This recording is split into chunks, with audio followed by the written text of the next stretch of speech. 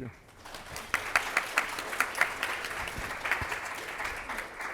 So my job this morning is to not say too much and let the experts have a conversation.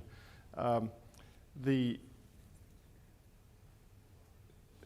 early 90s, I was practicing medicine in Waxahachie, Texas, and with my wife, who's a pediatrician. And to be frank, there wasn't as much physician burnout, or I didn't feel that much physician burnout then.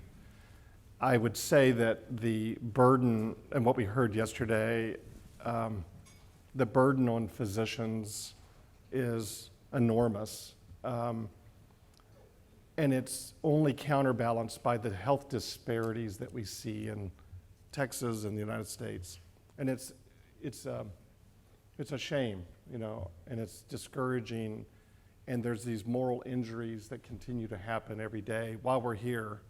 Our colleagues, our physician colleagues and administrative colleagues that are running clinics all over the city or the state are being challenged and in some cases injured and burned out because the system is broken. And then we heard a little bit yesterday about the politics that make it feel like it's inevitable that it will stay broken.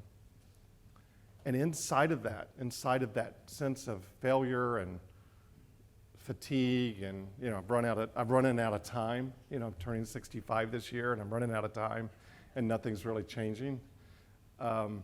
We have 3 people here today that are innovating, and they're innovating from this kind of moment in this grassroots and in their spaces that brings the hope that Helen Kent Davis talked about. And I sat in a couple of sessions yesterday and heard more hope and saw what was happening within private practices and within clinic systems and within university systems, health systems, insurance products. And what we see inside of all of that is this kind of notion that humans actually care about others. And what ends up happening out of that is we strive to do something different, and sometimes it's better. And so today, those of you who got up early enough and had a couple cups of coffee are going to hear 3 examples of people that have woke up at one point in time and worked with their organization and decided that they were going to make things a little better for the patients. But I would say also for the physicians on the front line and the nurses and the staff. Of course, we ask them to do more work or change their work in order to make things more interesting and better for patients. And so this concept of integration that we're asking for, and I run a big IPA, as Sue was saying, and what I see is a lot of docs in private practice. We have kind of 500 different locations in North Texas where physicians are still running their businesses.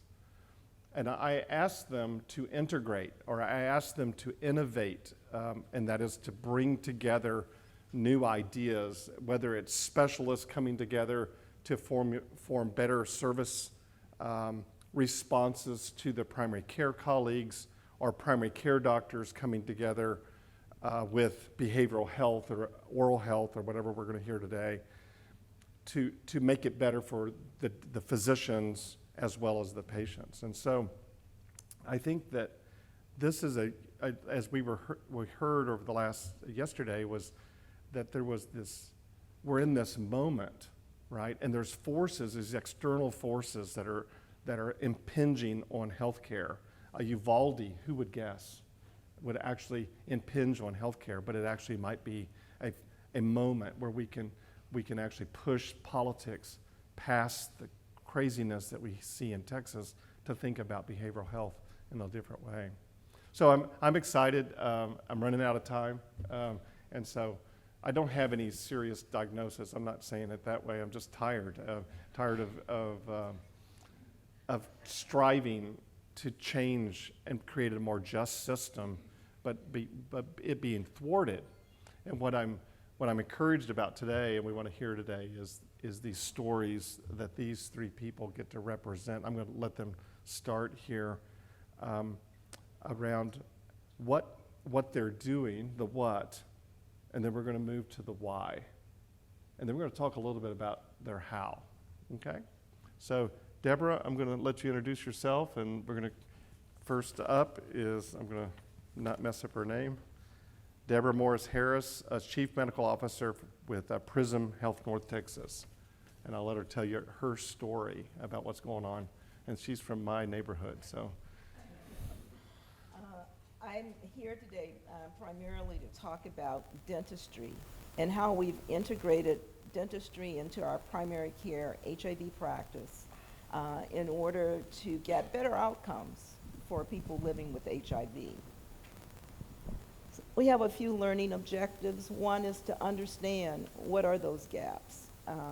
Are people with HIV not getting dental care? What is the risk when they don't get dental care? And then we want to talk a little bit about how we can understand acquisitions and mergers and how that can further our attempts to improve primary care. We want to talk about the funding that goes on in terms of these mergers. And I think the major question that we want to ask is there a demographic, if you were to just look around the room and try to figure out who's getting dental care and who isn't, even those who are not HIV positive, what are those gaps and how would you determine who needs that care? One of the questions asked by HIV cost services utilizations survey was, do people with HIV get the dental care they need? And when they actually looked at what are some of the variables that we can associate with a likelihood of not receiving dental care, being African American was one of those. You had a 1.5 times less likely to receive the care that you need. If you had HIV, however, it was twofold less likely to receive the care you need. As we go down the list of variables, we find that there is a linear correlation between the amount of education that you have and whether or not you are likely to receive dental care. If you have less than a high school education, it's essentially 2.5 times the likelihood, less likely to get the dental care that you need. And as you move up toward some college, it drops to about 1.5 times. Some of the other factors that are very important is whether or not you have insurance. And I think we all realize that insurance equals access. And when you're uninsured, it's unlikely that you're going to receive dental care. Even if you have Medicaid and you have no dental coverage with that Medicaid, you're not going to receive dental care. I think the irony of this particular study is that the people who were not receiving care, who were out of care, who could not access a dentist, they did perceive their need. And this second figure points that out, that even if you're uneducated, if you're a minority, if you have no dental insurance, you do perceive the need for dental care. So to be aware of the fact that you need it and not being able to access it, I think is a tragedy and an inequity. So in that regard, Prism Health North Texas has been, over the last 3 years, under the direction of our CEO, interested in acquiring a dental practice, getting a dental chair. We've explored many ways in which to get this done, because we realize that people living with HIV, their immune system is already challenged. And so when you come to dental caries and to decay and to abscesses and recurrent hospitalizations because of dental emergencies, which don't have to become emergencies, but are emergencies because of the lack of care, that we should find a way to make this happen. One of the organizations in our area, which was formerly associated with Parkland Hospital, Community Dental Care, over 60 years it's been in our community, was not able to keep on going as an organization. And the national organization which owned them was ready to do an assets acquisition. They asked us to do an assets acquisition. And that we did in May of this year. And it's been a wonderful experience because we have blended these two very similar cultural communities together to provide better access. When we look at the actual numbers and the impact that it's had on our organization, we serve about 5,000 patients with HIV, which is the second largest number in the Dallas and 11 county region. We have 20,000 HIV positive patients in North Texas, and Parkland serves about 6,000 of those HIV positive individuals. The other 50% of individuals living with HIV are serviced by private practice, physicians, FQHCs, and a host of others. When we acquired community dental care, what we acquired in addition was 1,500 HIV positive individuals. So now we're probably seeing about 8% of all the individuals with HIV in the Dallas area in community dental care. And that's really saying that 92% of patients living with HIV probably are not receiving dental care unless they're insured or commercially insured or have dental insurance. In addition to having these individuals with HIV, we acquired another large group of patients, 1,200 of which are adolescents, and we were not previously seeing adolescents. So this provides an opportunity for us to initiate STI screening, HIV outreach. It provides an opportunity to reach into an adolescent scope that we have not previously exploited. In addition, it essentially doubled the number of encounters. We're up to now over 200,000 encounters, and we have unique patients. It's going to bring us probably very close to 20,000 unique patients. We have 4 locations currently, and with community dental, we'll have 3 locations, and they're in areas that we're not currently servicing. When we look at the history, we can see that this match was really made. Community dental was founded almost 60 years ago. Prism was founded in 1986, and we have 36 years of experience in our community. When we look at the services, Prism Health North Texas is a primary, a patient-centered medical home, and it provides all the wraparound services, including services like community support. It provides housing, provides utilities, rental assistance. So we are a total wraparound service, including specialty care, and primary care is the core of the services that we provide. When we look at our funding, we are funded by Ryan White's Part A, B, C, and D.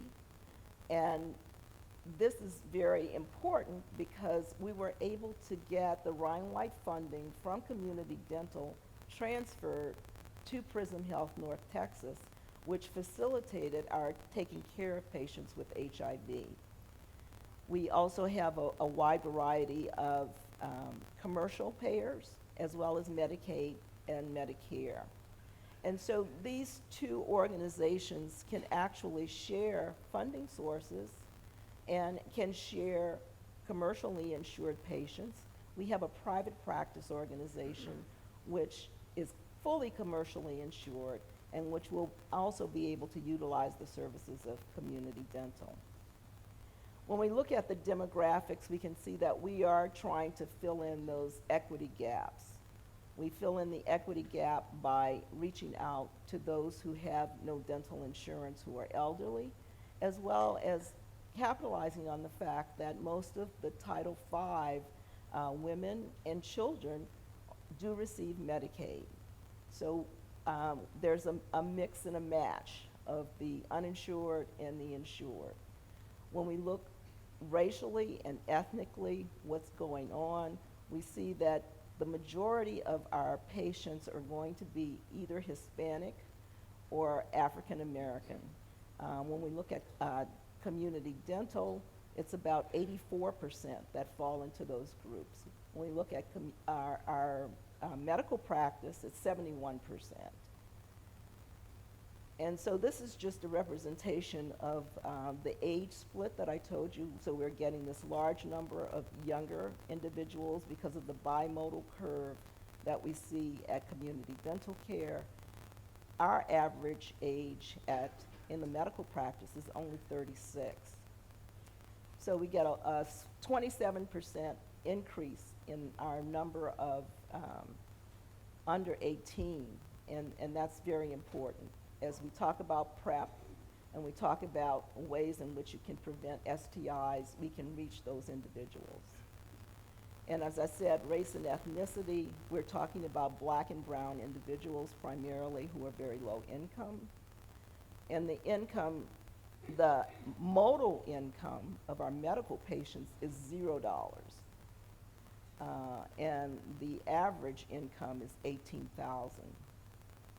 When we look at those at community dental, they're serving what they call those of very low income. The majority of their patients have very low income. They have not yet broken theirs down in terms of specific numbers yet. When we look at the outreach, we're in North Texas, but we have a very large outreach, both in our dental patients and our medical patients, extending to the Arkansas and Oklahoma borders, and as far south as Houston. People will come to see us. So what we're in essence talking about is a merger of missions and funding. We can see here that we have economies of scale as well as of scope, that we can provide wraparound services for dental patients who previously may not have even been in care. And we can offer them insurance assistance, we can offer them rental assistance, we can offer them housing, transportation if needed, as well as primary care medical services and referral to primary care specialists, because we have that medical home model. We've provided one-stop shopping for our HIV patients who are currently medical patients, so they can get their dental needs met within our organization. And so as we look to provide quality, low-cost dentistry, we also provide quality, low-cost primary care simultaneously. And what we expect is that we will have, on the medical side, an increased compliance with dental care. We'll have increased immune recovery, increased retention in care, and then from the dental side, they're going to get increased revenue from our commercially insured patients. We're going to increase our referrals to Ryan White patients, and we will have embedded medical support for the dental services. So all of these outcomes, we think, are the result of a vigorous attempt to integrate services, to capitalize on funding streams, to match uninsured patients with those who have insurance or who have a potential funding source in order to eliminate disparities. And I'll turn it over to you. Thank you. And now we're going to have Jennifer Mertz. She's the Chief Nursing Officer at a FQHC in Central Texas called HealthPoint. And we're going to have some Q&A later, so go ahead, Jennifer. Thank you. Good morning, everyone. I'm going to talk with you for a short period of time here about our journey or our path that we have taken related to behavioral health integration. And as we have taken this path, we have learned many things about ourselves and our population. And I just want to share some of those takeaways with you today, as well as some of the challenges that we have encountered as we've moved through this journey. So first off, I want to share a little bit about HealthPoint and who we are. HealthPoint is a FQHC located in Central Texas. We have, our population is all patients, all ages. We do serve around 47 or 45,000 individual patients throughout our organization. We are at 23 sites and serve approximately 9 counties within the Central Texas area. We do have a presence in many of our rural counties that where we are the only primary care provider in that area. We also have a large underserved, uninsured population, and of course we have to remain that payer balance so that we can remain sustainable in our mission and the services that we provide to our patients. So, behavioral health integration, and how did we get here? We recognized, and I think kind of going off what you spoke about earlier, is the burden to our primary care providers have been intense, especially within the last couple of years. We're seeing sicker patients. We're seeing patients that don't have the resources or the ability to be connected to the services that they need in our environments. And our providers are getting burned out. They're seeing patients who they just feel like they just can't help, and there's not any they weren't seeing any help down the line, right, on where we could move forward. So we recognized that, and we heard our providers, and with that, we really looked at our organization and how we could provide that support and try to remove some of that burden off of that primary care provider, actually care team. In looking at that, we did recognize that we needed to implement a whole population health care management program, and within that program to look at closing those care gaps, providing more resources and referral opportunities to our patients, as well as just understanding the complexity of the patients that we serve. So we did partner in 2021 with a consulting firm where we were to develop this population health management program. We implemented a risk stratification program, and within implementing that risk strat, we came to know our population a lot better. And we had our eyes opened in a lot of ways about what our specific populations were dealing with, especially in those rural areas where they didn't have the access to specialty or behavioral health services like they did in the more urban environments. To tell you a little bit about our payer sources as well, I just want to share as an FQHC for our entire organization, we are about 45% Medicaid, Medicare. We are about 35% uninsured population, and then about 20% other private pay payers. So it kind of gives you an example of our makeup and what types of patients we see. When we did the risk strat and we looked at our patients, no surprise, and I think someone mentioned it yesterday, 58% of our high-risk patients, so we risk stratted them looking at mild, moderate, and high risk, and 58% of our high-risk patients had a mental health or behavioral health diagnosis associated with it. So again, we learned a lot more about our patients and about the complexity that we were dealing with. We also found that our in-house behavioral health clinicians were inundated with internal referrals. And so we were having long waits. We were having difficulties trying to understand workflows and prioritization and what patient goes where, and just how to overall provide the care that our patients needed.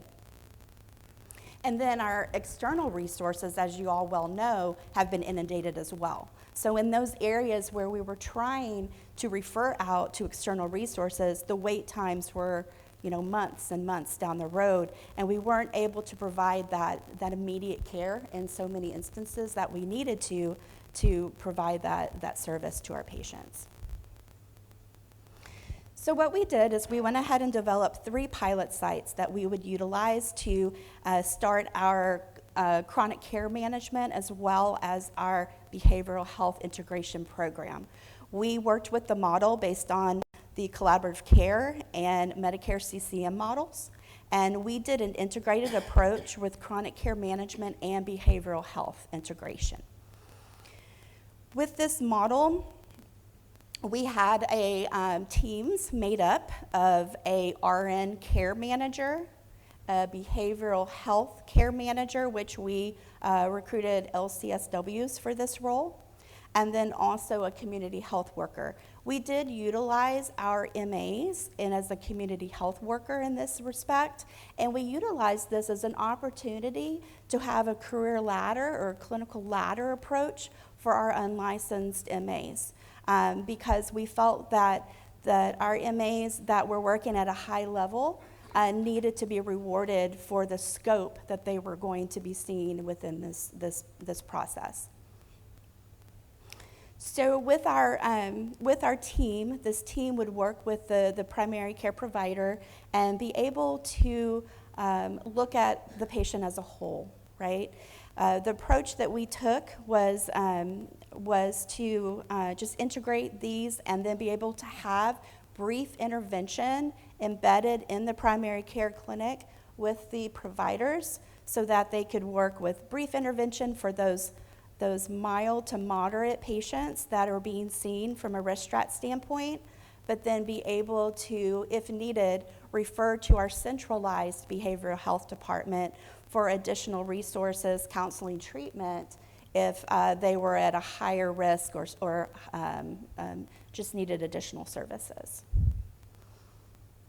So the model components we used in our strategy was specifically looking at universal screen for mental health as well as substance abuse.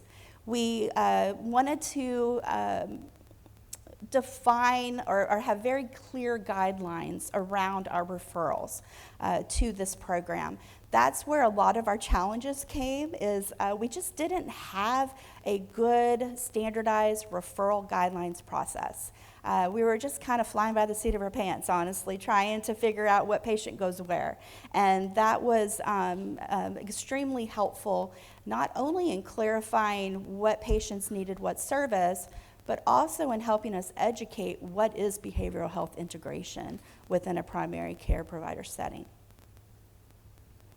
So our CCM behavioral health team, we're wanting them to work at their highest level of licensure, right? Because we're wanting to take the burden off of that PCP. We want everyone to be able to provide the service they can to our patients, but there was a lot of things that our PCPs were doing that was not at the top of their license. And so we really tried to look at where could we alleviate some of that burden and hand that off to the support team that was working with them. Our team was also trained in motivational interviewing and specifically looking at goal setting and care planning when it came to behavioral health. And we did embed routine tracking with follow-up. We used our PHQ-9 scores as our tracking mechanism to look at that, as well as understanding that if we notified or saw a patient that was not getting better based on our care plan, and maybe we've adjusted, but we're still not seeing a improvement, then that is when we would consult with our psych to be able to look at the care plan, look at what we're missing, what can we do to help this patient. And specifically, we're going to be, and I say we're going to be because we're starting now looking at weekly care planning meetings with our psych consult, which is about 2 to 3 hours a week, to be able to provide that feedback and input into our care teams. And that can be done, of course, virtually, right? We're doing that virtually. It's not in-house. So challenges we have had, I'm going to be very, very transparent. We had challenges, and we still do have challenges. And I think, one of the biggest challenges we had overall was individuals really understanding, and not just our PCPs, but our patients and our support staff, understanding what is integrated behavioral health and understanding that the traditional 45-minute counseling therapy sessions did not count, right? We needed to do that brief intervention. We needed to be able to see what we could do at initial screening and intervention in a brief way, and then come up with a care plan to support our patients moving forward. Our behavioral health clinicians were just as challenged with understanding that concept. You know, they had been trained in a very different practice environment. So this really was a total culture shift on their practice and how they saw their value within the organization. And we really have to work with them to have them understand this is not taking the place of you. We need a centralized behavioral health. There is always a need for counseling and therapy and continued behavioral modifications within behavioral health. But if we can do a brief intervention 2 or 3 times, be able to work with this patient to get them where they need to be, then that's our first step, and that's where we need to focus some of our priorities as well.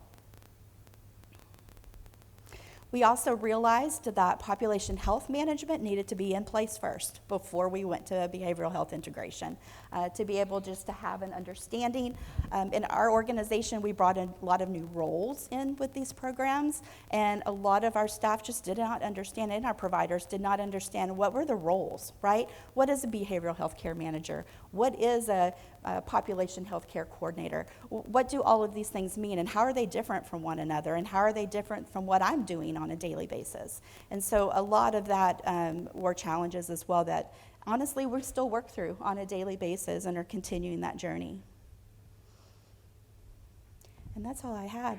So we are about a year in, to be honest with you, and we have a lot to learn yet, and we have a lot of ground to go, but I'm really pleased with where we are, and it's been an amazing experience to not only see our providers and our licensed staff evolve in this model and a team-based care approach, but to also see our support staff, our MAs, our unlicensed staff be able to grow in their practice as well and be able to be such a valuable asset to the patient's overall care. So thank you very much. Thank you.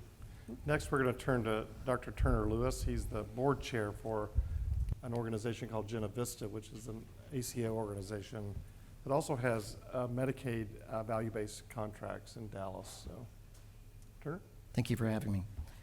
So I'm Turner Lewis. I did not start with aspirations as a physician to practice in a rural area serving underserved patients. I grew up in Houston, trained at Baylor College of Medicine, and took a position in Kaufman, which is a small rural community, about 15,000 people, about 25 miles east of Dallas, really to pay back my medical school loans. And now I look back, and I'm in my 30th year of practice there in Kaufman. So my life has taken a different turn than what I had originally planned.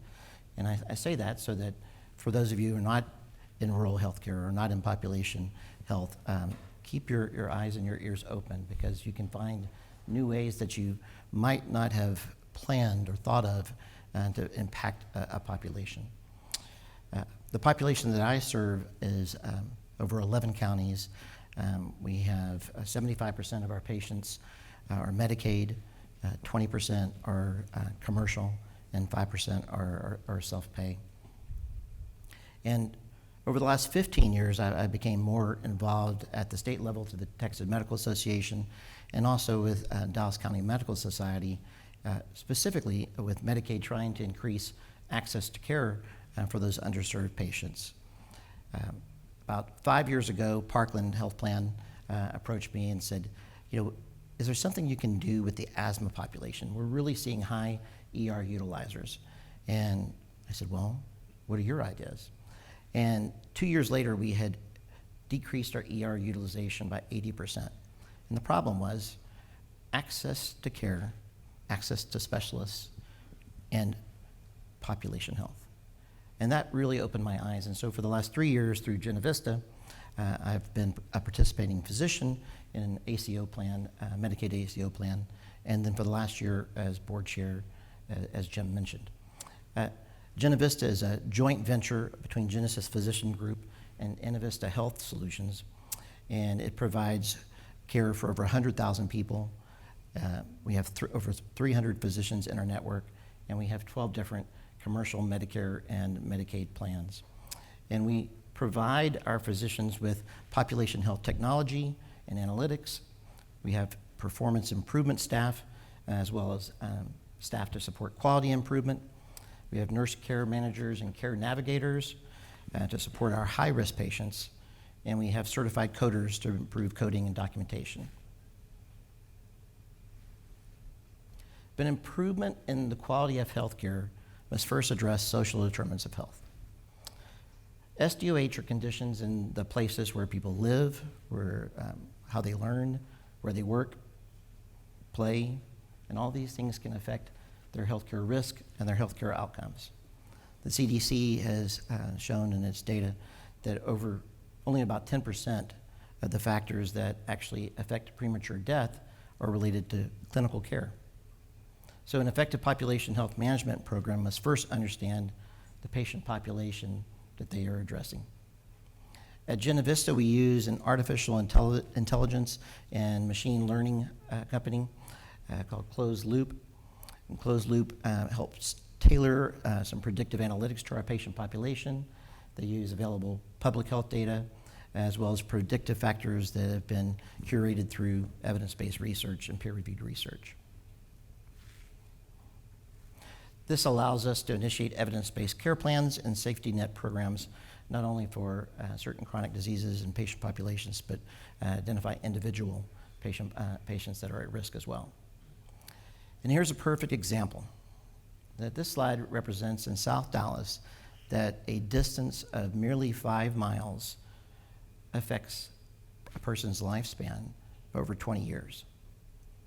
These patients that are living in the zip code 75215 have limited public transportation, their healthcare literacy is low, their access to primary care and specialty care physicians are low, preventive health and community services are low to practically non-existent, there are food and pharmacy deserts that are present, and this all results in higher ER utilization and higher incidences of diabetes, hypertension, congestive heart failure, and stroke. And this is why a population health management program that stratifies risk-based data on social determinants of health is so important and vital. At Genovista, we use community health workers. Our CHWs have been a crucial component in screening, identifying, referring, and following patients that have been identified with SDOH barriers. They coordinate referrals to ensure that patients are connected with community-based organizations, as well as with behavioral support, like my panelists have mentioned before. They follow up with our patients as well as the families to ensure that their needs are being met. Our CHWs fax their screening results and the referral results to our office so that we can incorporate that into the patient's chart. But the challenge for physicians is that we're already overburdened with a lot of administrative work, not to mention just the work of running a practice. And especially since COVID has happened, it's also been difficult and challenging to find adequate staffing. So a recent survey in 2022, at the beginning of this year, found that 84% of physicians had an insufficient workforce to address and navigate social determinants of health. 61% said they had no additional time, and over 50% of physicians said that these challenges were causing them stress and burnout. So what's the solution? Integrating a primary care office with a value-based ACO like Genovista affords the practicing physician the staff as well as the resources that they don't have and they could not afford. So how do we identify our patients' social determinants of health needs? The screening process is very simple, and there's no burden really to our office staff whatsoever. Genovista utilizes a standardized health leads SDOH screening form. It's available in English and in Spanish, It's written at a 5th grade level. In my office, we've incorporated this form into our regular triaging process so that the parents or patients, while they're in the exam room, are actually completing the form and then hand that to the provider. When the provider walks into the exam room, the provider has the choice at that point, depending on what they uncover, of addressing those issues right then and there, referring to the appropriate resources, or setting up an additional appointment.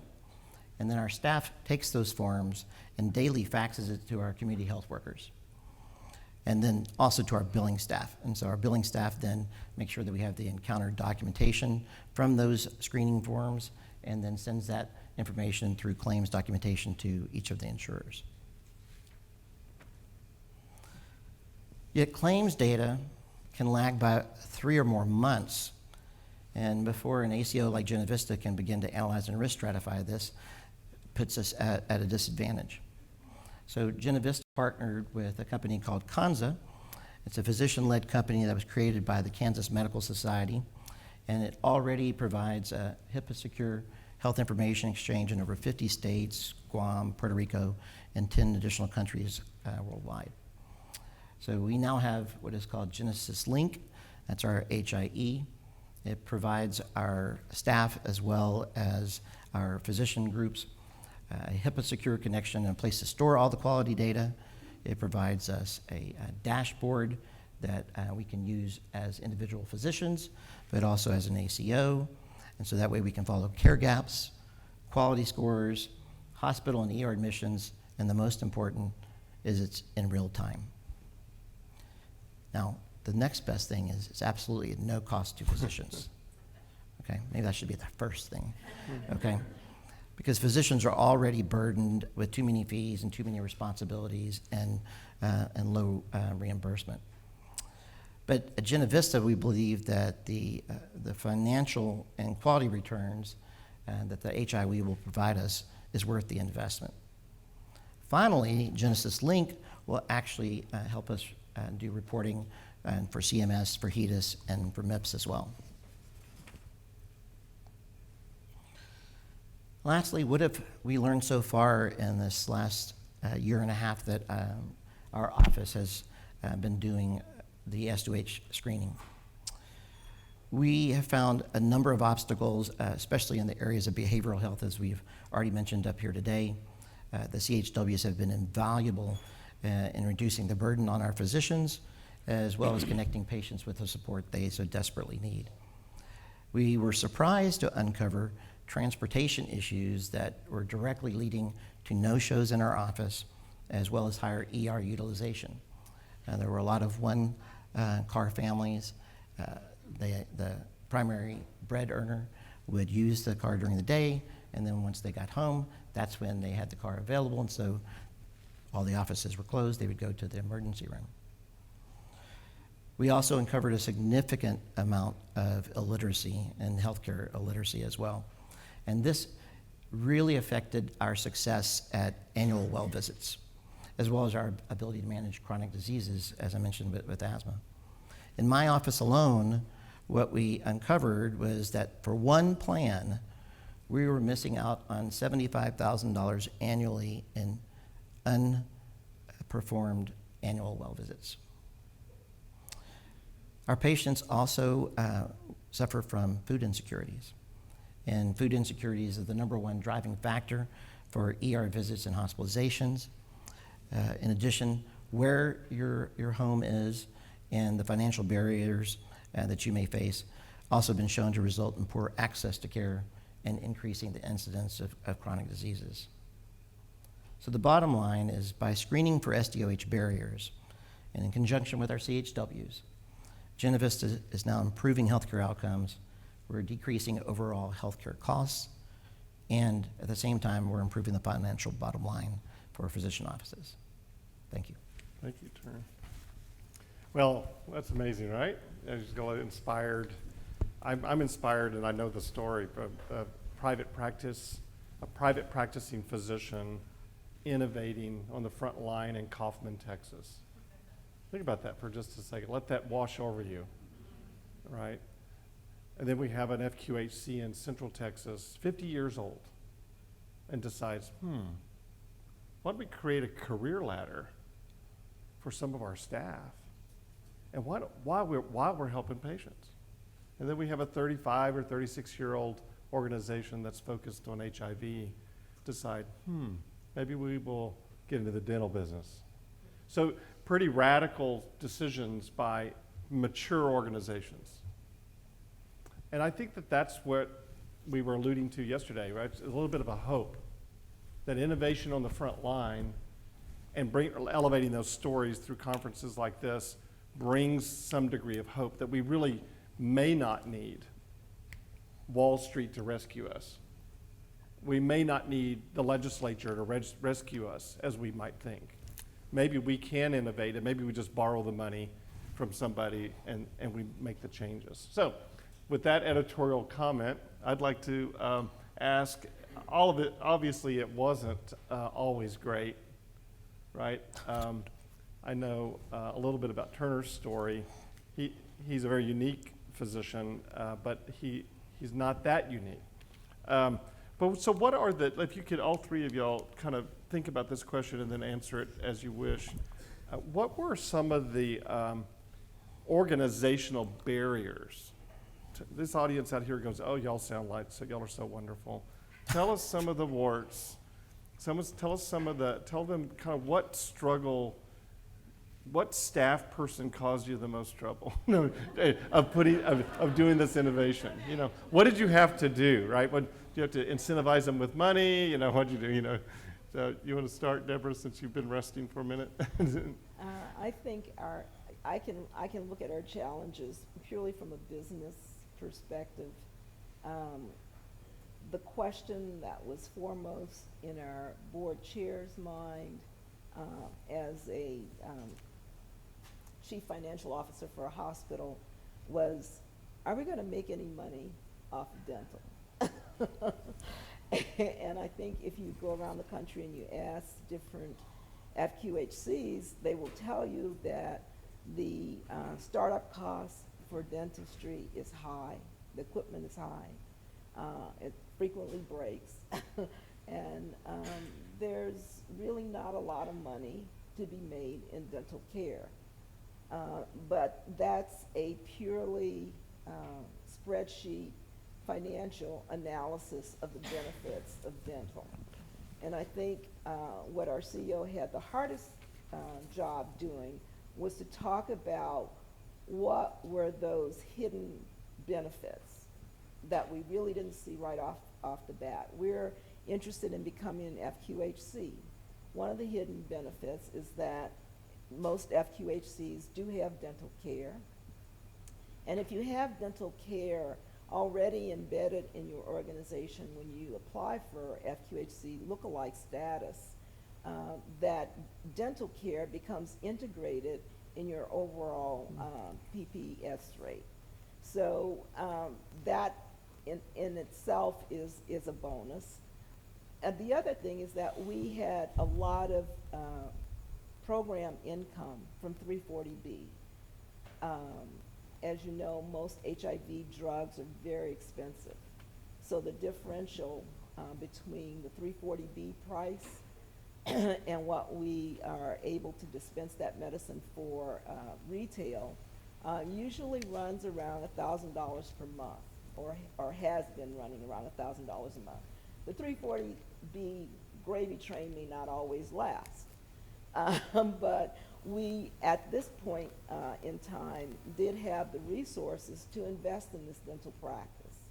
We had the resources to be support for the dental group in terms of making sure their patients had transportation and all of those social determinants of health we could address because we'd already addressed them. And we already had Ryan White funding in all of its different parts to help make the dental practice much more successful. So when you look at the clinical benefit, both to the dental patients as well as our patients that we're referring to the dentist, they both had found a home in a fairly financially secure home at that. So even if we could just run cost neutral in terms of our dental practice, the clinical benefits would have outweighed the risk of investing in that practice. Thank you. Thank you. Jennifer, you want to add anything to maybe a friction point that you might have experienced that helped the audience? We had a lot of friction points. I'm Just gonna be one. honest. Let's just do one. But I think the biggest was around culture shift and practice transformation, specifically working toward team-based approach and whose role is what. I think that really was our biggest barriers. And we implemented what we call a behavioral health summit, where we brought our pilot groups, our PCPs, our CCM team, our behavioral health team together. And together they brainstorm and decide how will these workflows work, because us coming up with a process and then giving it to our primary care provider and then saying, hey, do this, doesn't work, right? They have to be part of the solution, and we need to listen. And I think listening was the biggest thing that came out with that, is listening to what really works in a workflow in their PCP environment. Super. Turner? I think the biggest barrier I had to overcome was myself. Since you're the PCP, you're the only PCP in the practice that resonates, right? Yes, I am the only PCP in the practice. I have 4 mid-levels that work with me, but I'm the only physician. I was putting all of my efforts into the success of not only my practice as a business, but to the quality of healthcare that we delivered, and didn't really appreciate the value of being involved at the state level and at the local level. Dallas County and TMA helped me through various instances understand why that is important. And then when we started 5 years ago with the population health for asthma population, it really re-energized myself that I could see I could make an impact. I could do something different. And yet I still was thinking, how could I do something bigger and have the time to do it and not take away from the production at my office? And so I was fortunate enough to have Genovista approach me to join the ACO, and then based on my past experience with TMA and DCMS, I became really involved at the leadership level of our specific AmeriGroup ACO, and then Jim recommended me to join the board, and a year ago I became board chair, and I saw a total different perspective of healthcare from what I did as a private practitioner. And so it gave me a perspective to help other PCPs, and that's my goal here now at Genovista, is to let them know there are ways that you can do things, and an ACO and an integrated healthcare delivery system like this can actually affect your bottom line as well as the time that you have to devote to other pursuits. Thank you. So one of the things that stands out to me before we go to the audience questions, and we have about 15, I suspect about 15 more minutes for audience questions, is the concept that we ought to all try to wrestle with, which is in the moment that we live in, and you heard Deborah speak about this, that the financial conversation seems to take some degree of prominence in transformation work and innovation work and integration work. We have to pay attention to the financial bottom line. But what's really evolving is the fact that when people are burned out and people are struggling, when humans that are in the system are struggling, that actually trumps extrinsic motivation of money. And all of a sudden, we start to talk about survivability and durability and this idea of what motivates us intrinsically, what makes us uniquely human, and what makes us connect to our patients is our humanity. And so what I hear very loud in what's being said here is that not only are we focusing on the patients and the reality of disparity and the BH burden inside of, for example, with Jennifer's work, the BH burden or the social determinant burden inside of the patient, But now we're actually taking a look inside. We're like doing our own we're doing biopsies of ourselves. And we're finding pathology in ourselves. We're finding that we're lost our intrinsic motivation. And that as we integrate, we actually have the opportunity to innovate and rejuvenate and find hope and this idea that we're driven really fundamentally as humans by intrinsic motivation. Now, we have to keep our eye on the extrinsic, but ultimately, as you were bringing up, the additional, the hidden benefits, which is intrinsic, is really what makes an organization as old as these organizations actually pivot into doing something different. So it's for both the patients and the providers that we really have to keep an eye on. And if we can keep that balanced, I think there is an opportunity. So there's a question we have here. We have a little thing here that tells us we have a question. So I think you could also stand up at the microphones and ask questions. So if you have a question at the microphone, great. And then I think, Jennifer, this is for you. Can they see? Oh, they can see that. Okay, go ahead. Do you want to answer that question? Absolutely. Okay. So our electronic health record we utilize is ECW, and we are utilizing the CCM, care plan, and behavioral health modules within ECW. So that is all documented within our electronic health record and shared throughout the organization. So our PCPs in Rockdale can see what our individuals and our care plan, our care managers are doing in Bryan College Station with those patients panels. We also, of course, have a risk strat where we're assigning a mild, moderate, or high score to those patients, and our care manager is actually the one that is managing or overseeing that progress of that patient. Those RN care managers. We do utilize a population health software to augment our documentation and work as our data, to analyze our data and help us pull up dashboards and look where our priorities need to be. We utilize Azara as our population health software, but it has a very robust ability to be able to give us real-time data to be able to determine where our priority areas are and manage our panels in a very effective and efficient way. Thank you. Yes, sir. First off, great job, you guys. You did an amazing job. This industry is obviously, or this business with virtual care and value-based contracting, all the, just non-compliant patients, things. It's a challenging business. I know firsthand, but I've met with all kinds of different hospital CEOs and executives, and I've heard lots of stories of what they call $1 million closets. There's, make these vendor relationships or agreements, and then stuff doesn't work or it doesn't do what they demoed it to do.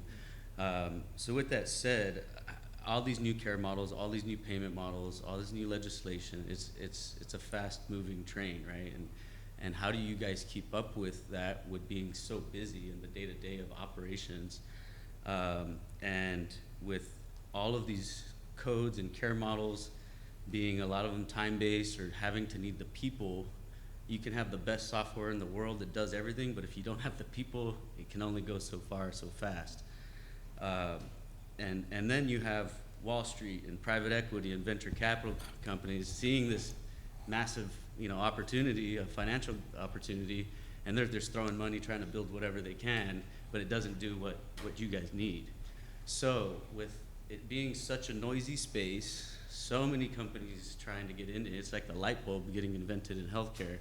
How do you guys validate all of these things coming so that you make the right decision if you're not attempting to build it in-house?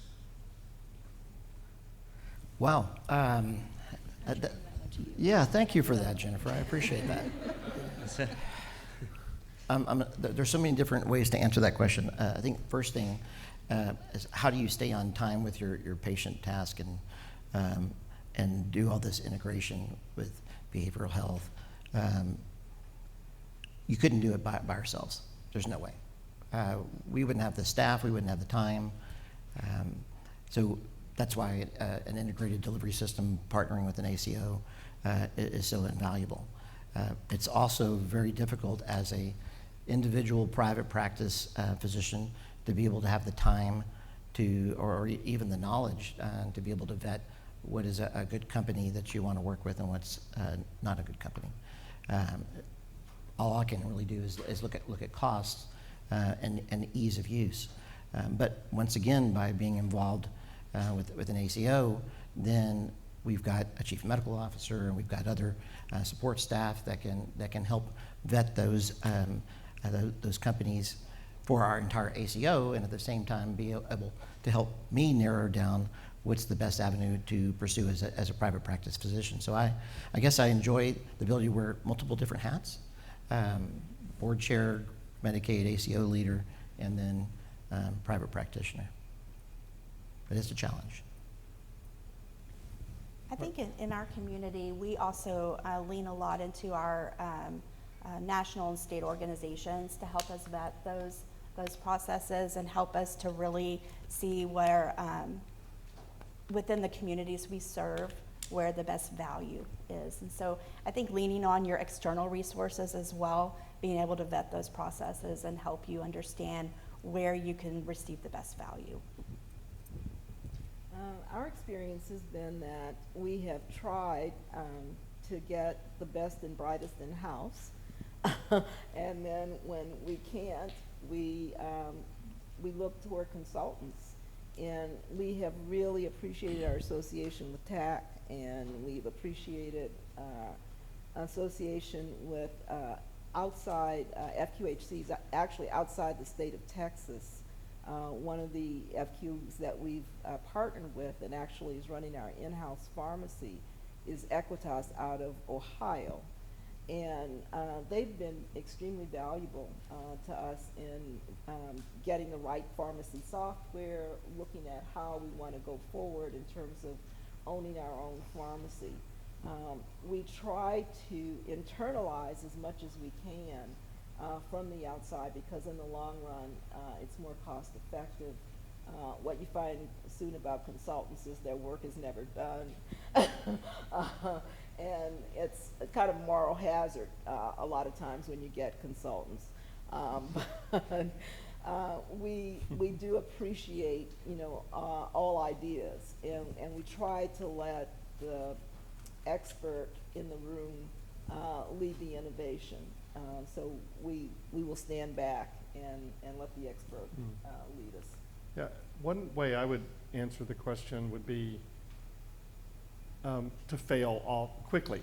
That is, to allow ourselves to take risks with a new product or new idea with our partner, with the vendor, let's say, but being okay to fail and not have that be, I bet the ranch, and so I have a limited amount of money and time in the new innovation, and my consultant advises me very carefully about when you should measure results, and look for that, so you have the inflection point. And so as in the career that I've had, it's like I've failed more times than I've succeeded, right? And I'm not taking pride in that, honestly. It's embarrassing to fail. And as a clinician, we hate doing that with our patients. So, but I think that's kind of the answer I would give relative to new technology. So that's maybe why the closet's so expensive, because we're willing to fail, and I think that helps us make progress. Is there? There's another one. Let's see. Oh, okay, good. So this is a concern that came up a lot, honestly, about wait times. And what we did is develop a very robust pre-visit planning process with a team-based approach, where the MAs, population health care coordinators in the clinic settings, were doing a very detailed PVP with those patients that were coming in that day, and then doing daily care huddles with our providers to be able to address, and really, it's a work in progress, right? Because we had our huddles at the beginning were very operational. This is how many patients we're going to see, this is how many this is how many that. It didn't get down into the weeds of what do our patients need today when they come in for this encounter? And so we really had a lot of, again, culture shift with that, and are really working on, Mrs. Smith that's coming in today, she's needing a new depression screening done, and really talking about those specific needs and issues that our patients are seeing. With that, the behavioral health care manager, the population health care coordinator, and the RN care manager all have an idea of what's going to happen with that patient before they get there, at least the screening and the issues that need to be done. So the PCP is going in and doing a very direct visit, and then we utilize that time outside of that PCP visit to really wrap our heads around where those care gaps are and what types of resources those patients need. Yeah, Jim, I would also add a thought that what we've started to do is look at, if we don't have the time and we don't have the staffing to address some of these needs, what is it actually costing us? What are we losing on a revenue basis by not addressing those things, whether it be annual well visits or frequent ER utilization? And on the annual well visit alone, like I mentioned, we realized I could hire another FTE and still come out ahead. And by improving those annual well visits, then we're doing screenings that's improving and decreasing the risk for ER utilization and hopefully chronic disease as well. Thank you. I think we're out of time. So thank you. I want to say thank you to the panelists. And